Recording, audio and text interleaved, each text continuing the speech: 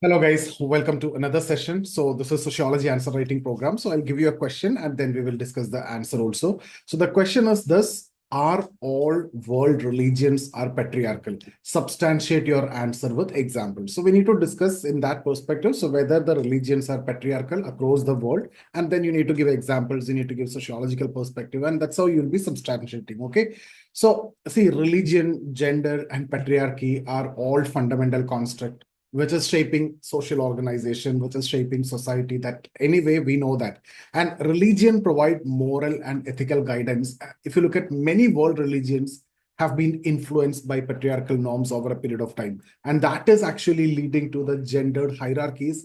Even in religious space, you can see religious text is also biased against female. Religious practices are also biased against female because the male domination will come over a period of time in religion. Okay, so even if you take any religious text, whether it is Hinduism or even in Islam or any other religion, if you take, even when Islam talk about equality, but still there are biases which are actually against women, right? So there are patriarchal norms which you will be seeing over there also. So you can define patriarchy if you want, as Sylvia Valby we have discussed many times. So that again, you can do that. So patriarchy is defined by Sylvia Valby as a system of social structures and practices in which men dominate, oppress, and exploit women. So if you consider in the realm of religion, this is, what are the various evidence which you can write? You can talk about male domination in religious leadership.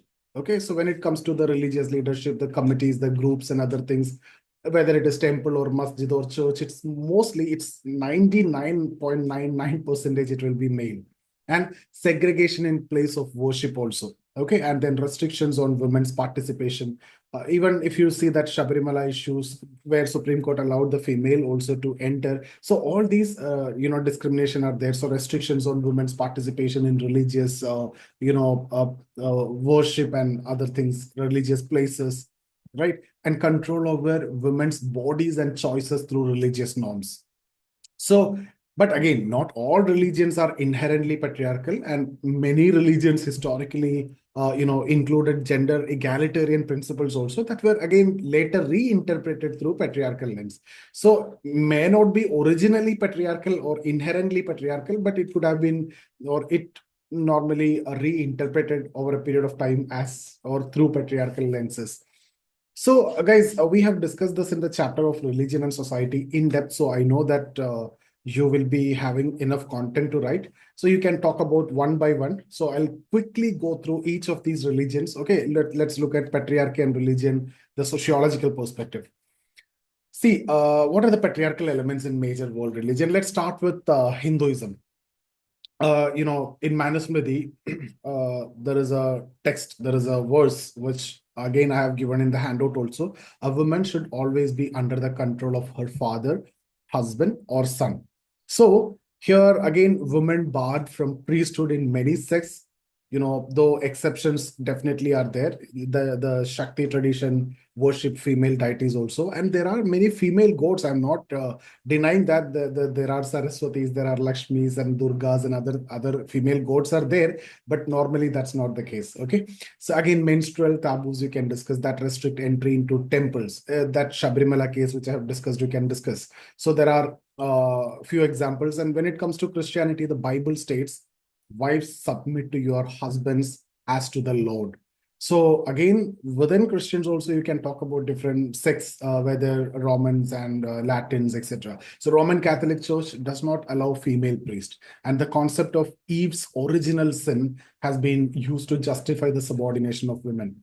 When it comes to Islam, women's participation in religious space is very limited, and there are restrictions on women's leading, prayer also in most of the sects. Okay, so men are the protectors and maintainers of Quran. In fact, this is actually a misinterpreted verse that requires different explanation. You cannot simply take a verse and interpret that. There are, in fact, it should be interpreted in a different way. Okay, men are protectors and maintainers of women. It should be in a way interpreted in a different way, but we normally take it as patriarchal. And the question is about that. We are not here to justify or interpret Quran in a right way. So we are taking this as an example. So this verse has been again interpreted by patriarchal scholars to justify male authority or over women. So, triple talaq again, if you see, it's abolished in India, of course, but had historically given men that unilateral advantage or power in divorce. Judaism. When it comes to Judaism, Orthodox Judaism restrict women from becoming, rabbis and segregates worship places in synagogues, and that's there with similar to other religions also. And a Jewish prayer is there: "Blessed are you, Lord our God, King of the universe, who has not made me a woman." So that again highlights historical gender hierarchy or inequality.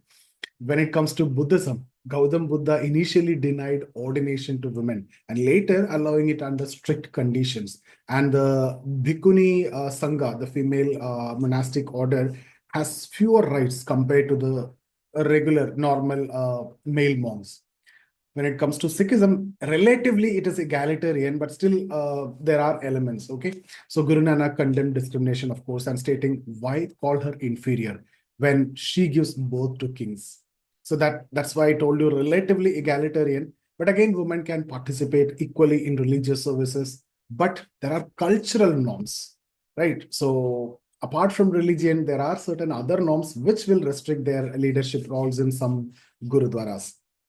And there are many indigenous religions, and then there are matriarchal traditions, which again you can discuss about the tribal religions. You can discuss many tribal and indigenous communities. You can talk about Khasi tribes of Meghalaya have matrilineal traditions, where in fact women get that privilege. And then prehistoric societies again worshipped mother goddesses. But again, with the rise of this organized religions, the patriarchal norms became dominant, okay, and institutionalized also. Now, the question is, have all religions always been patriarchal? That's another question that we need to answer.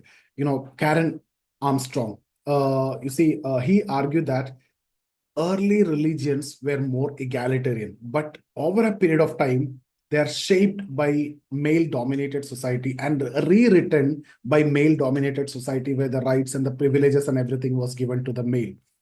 Feminist theologians like Mary Daly challenged the interpretation of religious text also, arguing that patriarchy has been superimposed onto faith traditions. And pre-Islamic Arabia, if you see, was highly oppressive towards women, but early Islam granted women rights in inheritance, marriage, with respect to education, which again later regressed to cultural and political influences.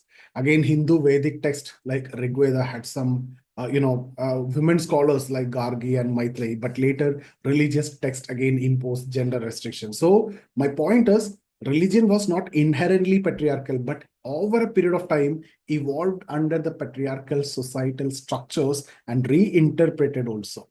Now, what are the changing trends? What are the challenges to this patriarchal norms in religion? Women's religious leadership, right? The Church of England allowed female priest in 1994 and female bishop in 2014 recently. So that's a significant improvement. And reform in conservative Judaism ordained female rabbis also.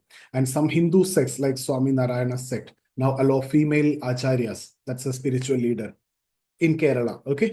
So again, legal challenges to patriarchal religious practices are there, which has been taken to the Supreme Court. That Sabrimala judgment. Supreme Court ruled against barring women from temple entry. And then triple talaq ban in 2019, that again declared unconstitutional. And women-led prayers in Islam is actually increasing its acceptance in progressive sects. Some other sects, the women-led prayers are actually increasing now. And rise of feminist theology. See, Judith Butler's gender performativity that argue that gender roles in religion are socially constructed rather than divine mandates. So this is a general statement that we discuss everywhere. Mother's role is culturally constructed or socially constructed. And again, feminist theologians like Amina Wadud in Islam and Elizabeth Fiorenza in Christianity actually challenge traditional gender interpretation. So I have given the PDFs and the details of these studies in the actual classes, so you can go through that. So what I want to tell you in conclusion for this particular answer is, most organized religions have been shaped by patriarchal interpretations for sure, but they are not inherently patriarchal. They have evolved over a period of time. And then the religious reforms, the feminist theology, and the legal interventions are challenging traditional gender hierarchies. And future of religion may see a shift towards gender inclusivity. As you can see, women-led movements and reinterpretation of religious text and various legal judgments like Supreme Court judgments in case of Shabrimala, etc. You can write. And then Max Weber's theory of social change that actually suggests religion is dynamic and not static, and its gendered aspect are gradually evolving with modernity. So, guys, what you can conclude is religion is not inherently patriarchal, but patriarchal structures have definitely influenced its evolution over a period of time and reinterpreted. And as society is progressing these days, religion are also adapting towards greater gender equality. So that's all about this session. I hope you got some idea about how you're going to answer that. So in case if you're looking for sociology course where everything is completely discussed over there, or the mentorship program or the test series, you can get in touch with us. Check out the details in the description. So if you like the video, share it with your friends also. So see you in the next video. Thank you so much.